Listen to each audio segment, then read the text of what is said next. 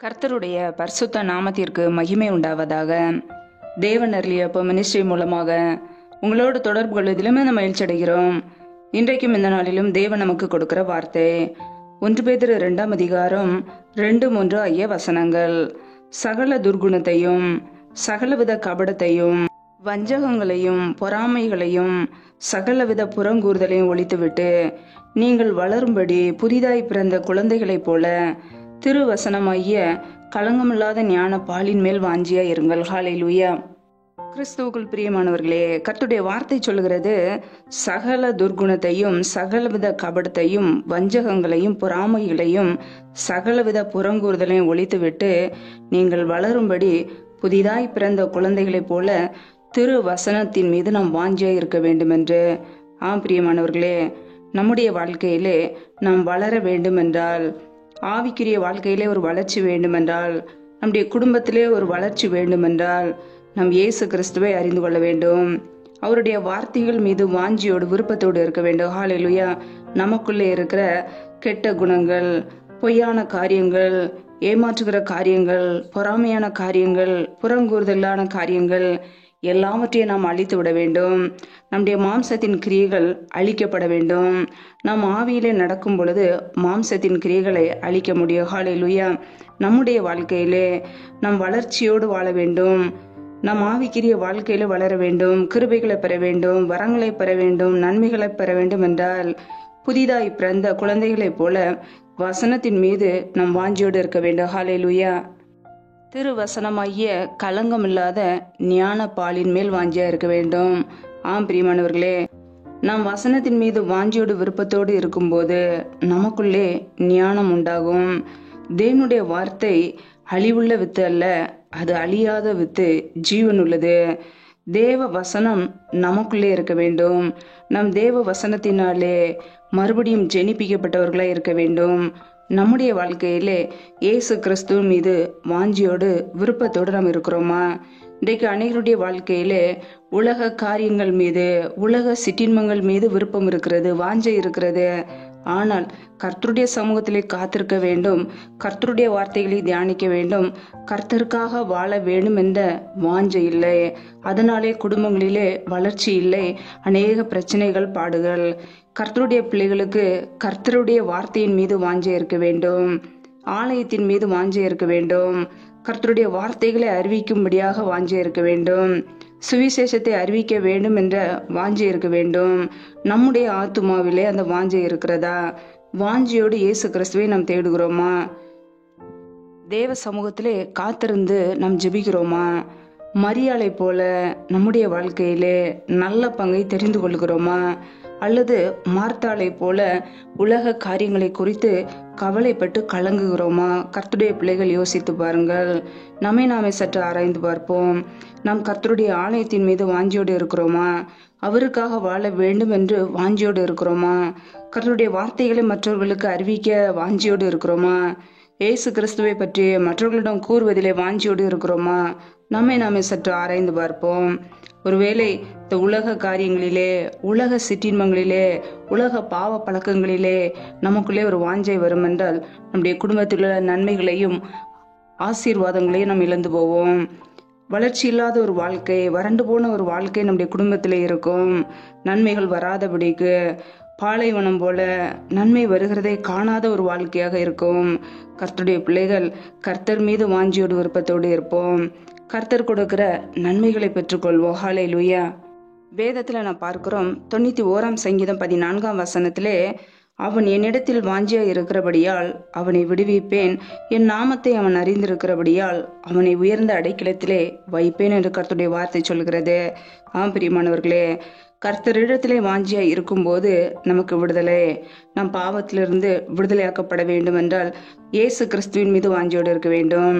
நம்முடைய குடும்பத்தில் உள்ள நபர்கள் ரட்சிக்கப்பட வேண்டும் என்றால் நம் கர்த்தரை அதிகமாய் தேட வேண்டும். அவர் மாத்திரமே நமக்கு விடுதலையை கொடுக்க முடியும். ஹல்லேலூயா. பாவத்திலிருந்து, தேவனுக்கு பிரியமில்லாத காரியங்களிலிருந்து அவர் மாத்திரமே நமக்கு விடுதலை கொடுக்க முடியும். என் நாமத்தை அவன் அறிந்திருக்கிறபடியால் அவனை உயர்ந்த அடைக்கலத்திலே வைப்பேன். பிரியமானவர்களே, நம் இயேசு கிறிஸ்துவை அறிந்து கொள்ளும் போது, அவருடைய வார்த்தைகளை அறிந்து கொள்ளும் போது நம்முடைய வாழ்க்கையிலே உயர்ந்த அடைக்கலத்திலே நம்மை வைப்பார். எந்த சத்துருவின் கிரியைகளோ நாசமோசங்களோ பொல்லாப்புகளோ நம்மை தொட முடியாது. ஏனென்றால் தேவன் நம்மோடு கூட இருந்து நம்மை பாதுகாப்பார். ஹல்லேலூயா.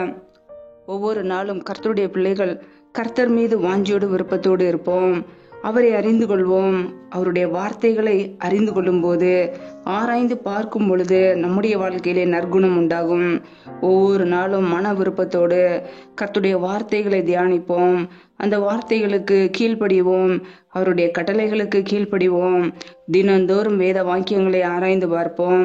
அப்பொழுது நமக்குள்ளே நற்குணங்கள் உண்டாகும். நம் நற்குணசாலியாக மாற முடியும். ஹல்லேலூயா. ஆவிக்குரிய கனி நமக்குள்ளே உருவாகும். கர்த்தருடைய பிள்ளைகள் ஒவ்வொரு நாளும் வாஞ்சியோடு விருப்பத்தோடு கர்த்தரை தேடுவோம்.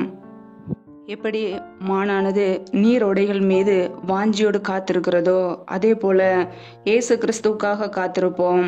ஒவ்வொரு நாளும் காத்திருந்து புது கிருபைகளை பெற்றுக்கொள்வோம். கர்த்தர் நம்மை புது பலத்தினால் புது வல்லமினால் நிரப்புவார். ஹல்லேலூயா. கர்த்தர் தாமே இந்த வார்த்தையின்படி உங்களை ஆசீர்வதிப்பாராக. ஆமென். நம்மை நாமே அவருடைய சமூகத்திலே தாழ்த்தி அர்ப்பணித்து ஜெபிப்போம். ஜெபம். எங்களை அதிகமாய் நேசிக்கிற எங்கள் அன்பின் பரலோக தகப்பனே, மை துதிக்கிறோம், ஸ்தோத்திரிக்கிறோம் அப்பா. இந்த நாளில கூட உடைய வார்த்தைகளோடு எங்களோடு பேசினீரே, அதற்காக உமக்கு ஸ்தோத்திரம் ஸ்தோத்திரம் ஸ்தோத்திரம். நல்லவரே மை துதிக்கிறோம், வல்லவரே மை துதிக்கிறோம், மகிமையுள்ளவரே மை துதிக்கிறோம். நேற்று மீண்டும் மீண்டும் மாறாத எங்கள் அன்பு நேசரே மை துதிக்கிறோம் அப்பா. ஒவ்வொரு நாளும் எங்களை ஜீவனோடு வைத்திருக்கிறீரே, உமக்கு நன்றி அப்பா. பிரயாணங்களிலே போகும்போதும் வரும்போது எங்களோடு கூட இருந்து எங்களை பாதுகாத்தவரே மெத்துதிக்கிறோம். எங்களுடைய தேவைகளை சந்திக்கிறவரே மெத்துதிக்கிறோம். உண்ணவும் உடுக்கவும் தங்குவதற்கு இடமும் கொடுத்து எங்களை பாதுகாக்கிறவரே பராமரிக்கிறவரே மெத்துதிக்கிறோம் அப்பா. யாரெல்லாம் இணைந்து ஜெபிக்கிறார்களோ ஒவ்வொரு குடும்பங்களையும் கரங்களிலே அர்ப்பணிக்கிறோம். ஒவ்வொரு குடும்பங்களையும் என் தேவன் ஆசீர்வதிப்பீராக. பிள்ளைகள் செய்கின்ற வேலைகள், தொழில்கள், வியாபாரங்கள் எல்லாவற்றையும் ஆசீர்வதிங்கப்பா. கையின் பிரயாசங்களை வர்த்திக்க பண்ணுங்க, பெருக பண்ணுங்க. கையின் பிரயாசங்கள் தேவையில்ல செலவுக்கோ வீண் செலவுக்கோ மருத்துவ செலவுக்கோ வட்டிக்குன்னு சொல்லி போகாதபடிக்கு என் தேவன் பிள்ளைகளை ஆசீர்வதித்து உயர்த்துவீராக. உடைய நன்மையினால் நிரப்புவீராக. உடைய கரங்களிலே அர்ப்பணிக்கிறோம்.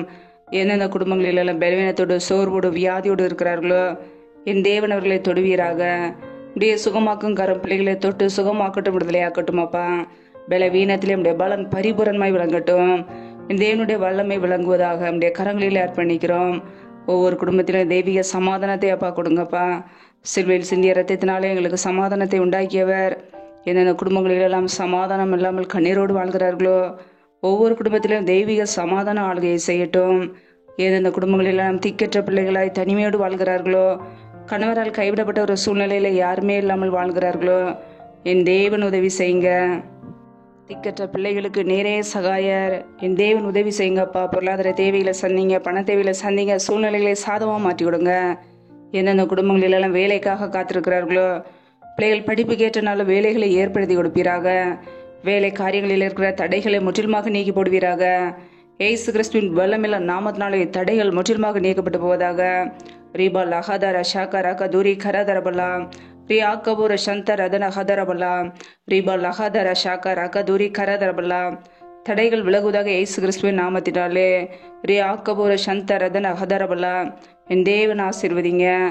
எந்தெந்த குடும்பங்களிலெல்லாம் கர்ப்பத்தின் கனிக்காக பல மாதங்களாக கண்ணீரோடு பாரத்தோடு ஜெபிக்கிறார்களோ என் தேவன் மனமிறங்கி ஆசீர்வதிங்க. தடைகளை நீக்கி போடுகிறவர் பிள்ளைகள் வாழ்க்கையில் உள்ள எல்லா தடைகளையும் நீக்கி ஆசீர்வதிங்க. நம்முடைய கரங்களிலே அர்ப்பணிக்கிறோம். இந்த இரவு நேரத்தில் இன்பமான நித்திரை கொடுங்கப்பா. நல்ல சொப்பன தரிசனங்களை வெளிப்படுத்துங்க. வரப்போற காரியங்களை குறித்து திட்டமாக எங்களோடு பேசுங்க. அதிகாலையிலிருந்து நம்முடைய சமூகத்திலே காத்திருக்க புது கிருபையில் பெற்றுக்கொள்ள அர்ப்பணிக்கிறோம். சத்துரு கொண்டு வருகிற போராட்டங்கள், பிரச்சனைகள், தீமைகள், மரண பயங்கள், இருளின் அதிகாரங்கள், ஆபத்துகள், நாசமோசங்கள், தீமைகள், விக்னங்கள் எல்லாவற்றிற்கும் விலக்கி எங்களை பாதுகாத்துக் கொள்ளுங்கப்பா. உடைய இரத்த கோட்டைகளை எங்களை அர்ப்பணிக்கிறோம். உடைய கிருபைகளை எங்களை அர்ப்பணிக்கிறோம். எங்களையும் எங்களுடைய குடும்பங்களில் உள்ள ஒவ்வொரு நபரையும் உடைய கரங்களிலே அர்ப்பணிக்கிறோமாப்பா. வாதை உன் கூடாரத்தை அணுகாது என்ற வார்த்தையின் பிரகாரம் எந்த தீமைகளோ எந்த சத்துருவின் கிரிகளோ தொடாதபடிக்கு எங்களை வேலியடைத்து பாதுகாத்துக் கொள்ளுங்க. வீடு முழுவதும் இயேசு கிறிஸ்துவின் ரத்தம் தெளிக்கப்படட்டுமாப்பா. எங்களை ஆசீர்வதிங்க, பலப்படுத்துங்க, உடைய நன்மையினால் நிரப்புங்க. எல்லா துதி கன மகிமை எல்லாம் ஒருவருக்கே செலுத்துகிறோம். இயேசு கிறிஸ்துவின் மூலம் ஜெபிக்கிறோம் எங்கள் ஜீவனுள்ள நல்ல பிதாவே, ஆமென். கர்த்தர் தாமே உங்களையும் உங்கள் குடும்பங்களையும் ஆசீர்வதிப்பாராக. ஆமென். Thanks for watching. Please subscribe our channel. Click the like and share. Click the bell. God bless you.